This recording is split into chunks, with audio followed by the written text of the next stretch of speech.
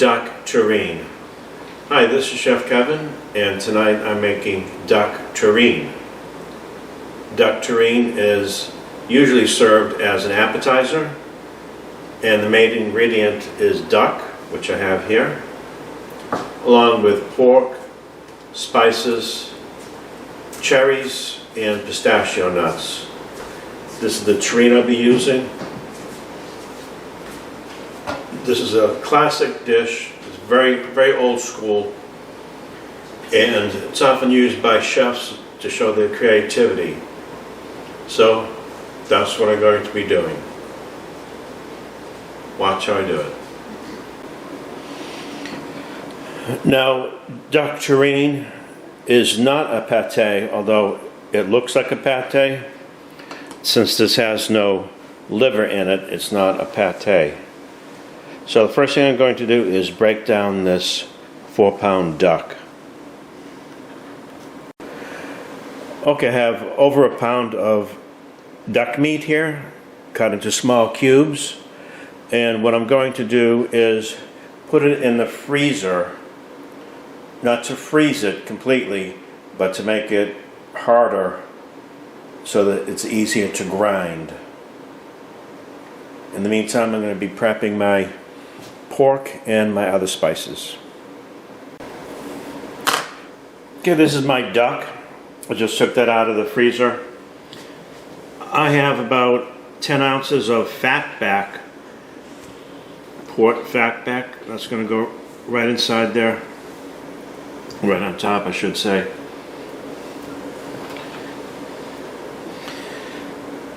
I have 3 pieces of garlic. I have some parsley, rough chop.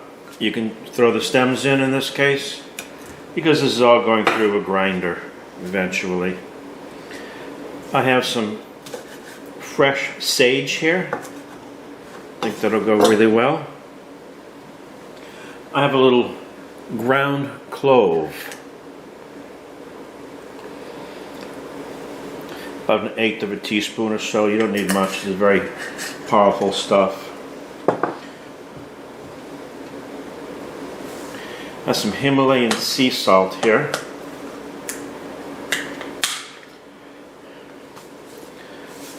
Going to use a good amount. About 2 tablespoons full anyway. Some coarse black pepper, tablespoon or so, and then I also have some brandy.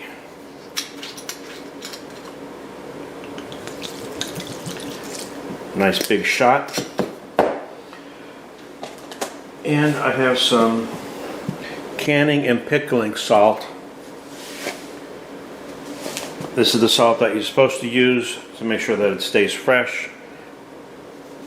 Keep the bacteria down. That's about 1/8 of a teaspoon, maybe 1/4 of a teaspoon. Okay, that's going back into the freezer to firm up, and then I'm going to start grinding it all up. Okay, so here's my meat grinder. I'm going to grind this 2 times. The first with the coarse dye and the second with the finer dye. Now this was actually in the freezer to make it nice and cold. The meat has been in the freezer for a good 20 minutes or so, so it's nice and hard, solidified. And that'll make the grinding easier, and it'll keep the bacteria level down. And I'm also wearing gloves, as you can see, because I don't want to touch the meat directly. That way the meat won't break down, the proteins won't break down. The gloves are acting as a bit of an insulator. Alright, so here we go. I'm gonna work fast on this. There we go. Of course I have to plug it in first.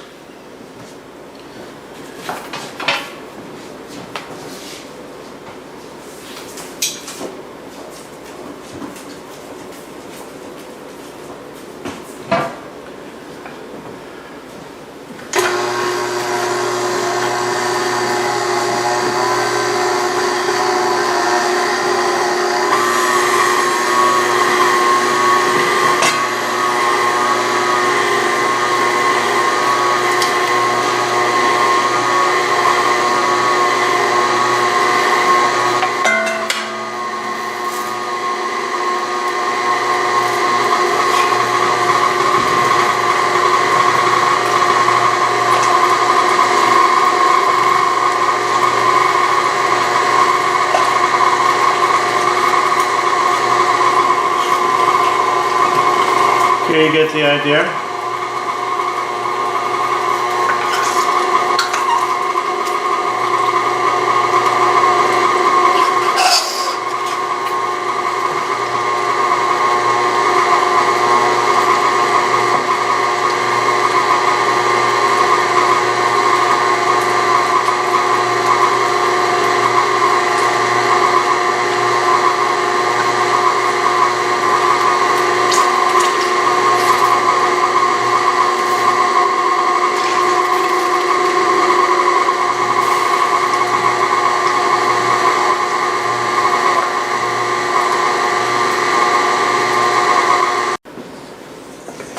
Okay, so that's all ground up nicely.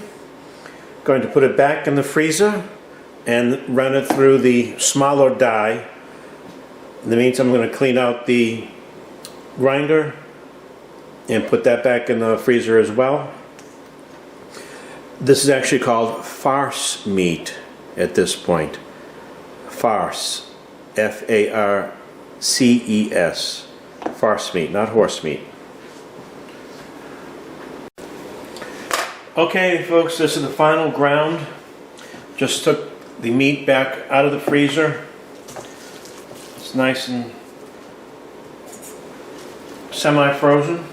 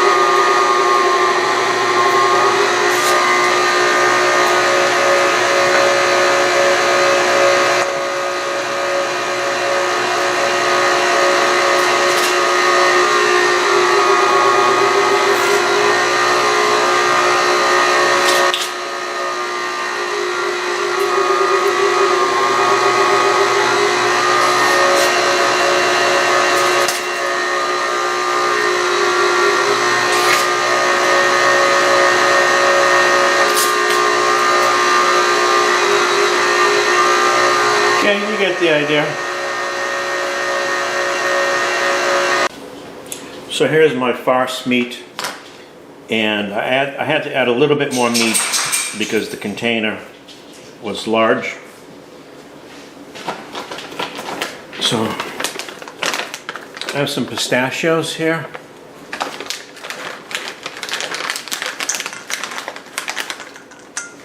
Gonna mix about half a cup of pistachios in there.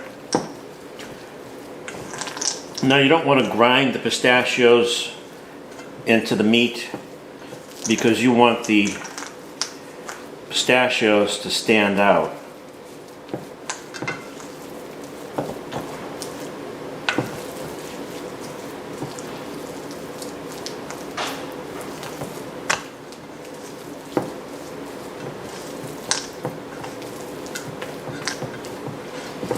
Try not to work it too much though.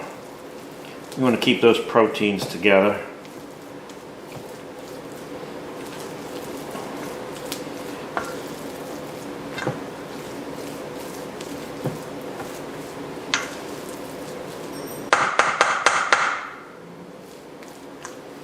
Okay, I think that's good.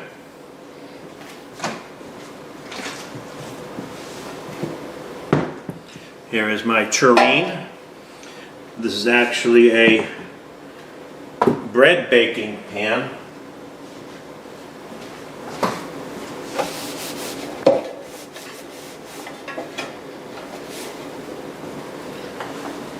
But you can use it as a terrine.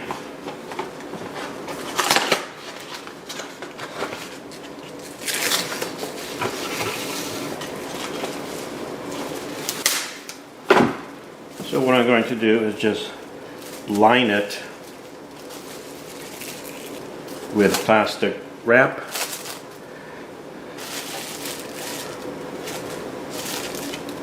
Make sure all the sides are covered. This just helps you take the meat out after it's cooked.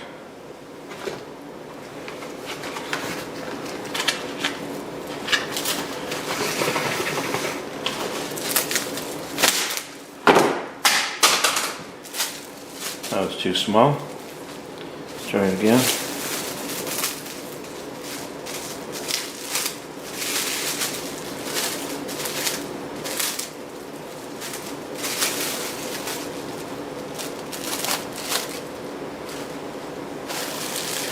Make sure you tuck it into the corners good. Okay, now what I'm going to do is line it with slices of ham. And I want to overlap the slices a bit because they will shrink down as they cook.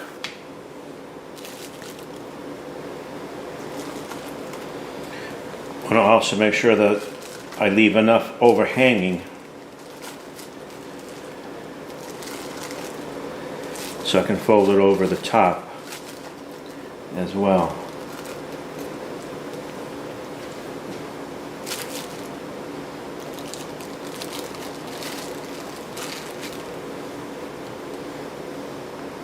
Now, this is thin sliced ham.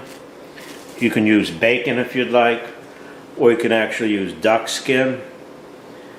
I didn't want to make this overly rich, overly fatty, so I'm going with the lean ham. Okay, it looks like I need one more piece of ham. Okay, so the ham is in. I'm now going to put my farce meat in.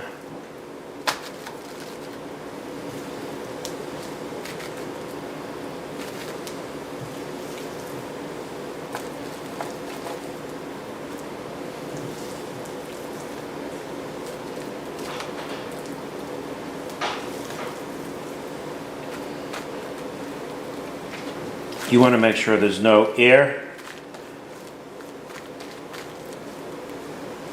inside. Press it down.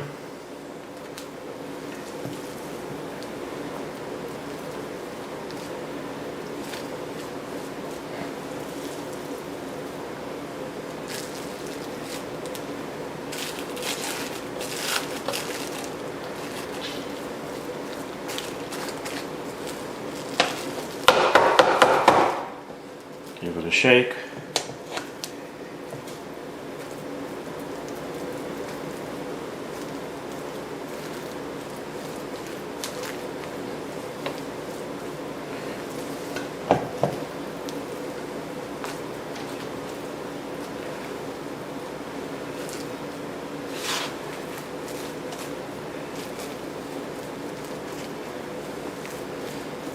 Even it out, get all that air out of there.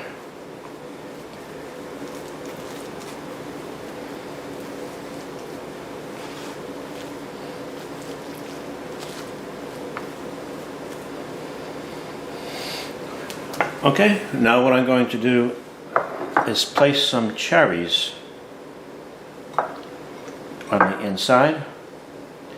These are sweet, whole pitted cherries. And this will give you a very nice presentation as well as a nice flavor. Duck and cherries go quite well.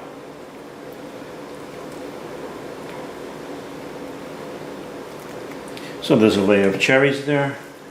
I'm going to bury that.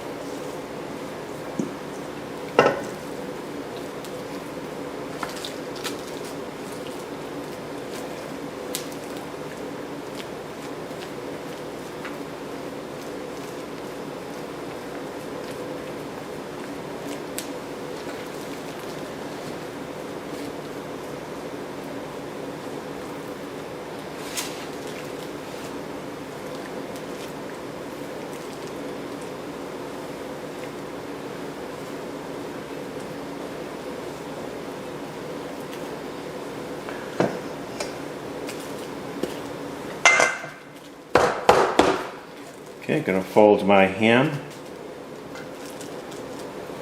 across, just like that. Now it's ready for the oven. Let me show you how to cook it.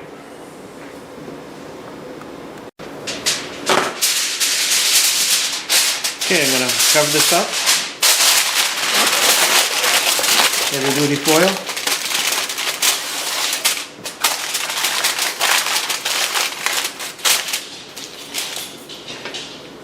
I'm going to give it some vent holes here. Let the steam out. Now this doesn't go into the oven just like this.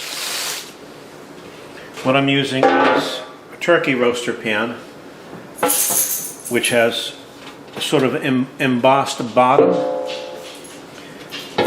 and that'll prevent direct contact with most of the metal. This goes in like that. Now I'm going to add hot water to about halfway up. Put it into the oven at 325, about an hour and a half, and then I'm going to check it with a meat thermometer, and it should be done when it's 165.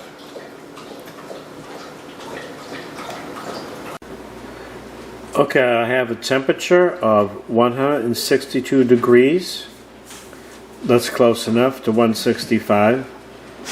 So I'm going to take it out of the water bath, uncover it, and let it cool down. And then on to the next step.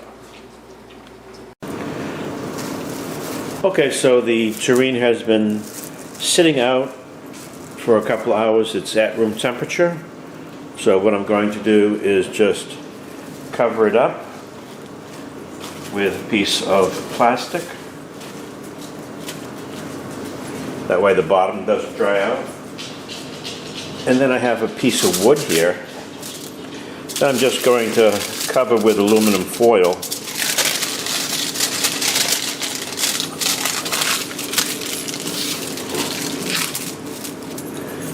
And I'm going to place that on top. Press down a bit, and I have this 2-pound weight that I borrowed from my wife's gym, and what I'm going to do is just put that on top. Now I'm going to put that in the fridge, and what that'll do is it'll compact it. You want it to be nice and dense on the inside, and then after that we'll unwrap it and cut it open. Okay, so the terrine's been in the refrigerator overnight. Getting ready to unwrap this. I can give my wife her weight back. This is the press board. That was just a cover. This is the bottom you're looking at, of course. So what I'm going to do is dip it into this warm water. Just for a couple of seconds.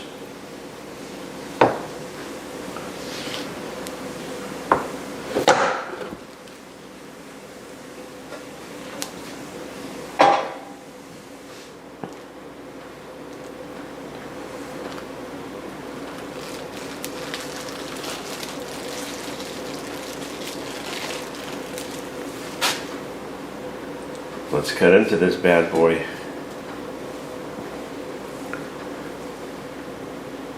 Cut it right in half.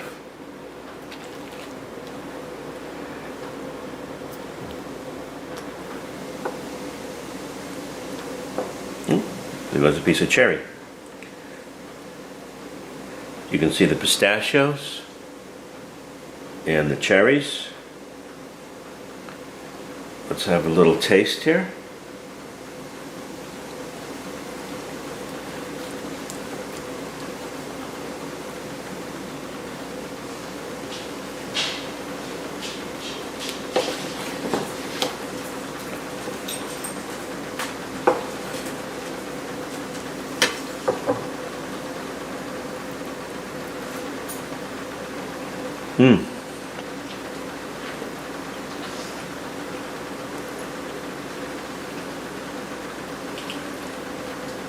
Absolutely wonderful.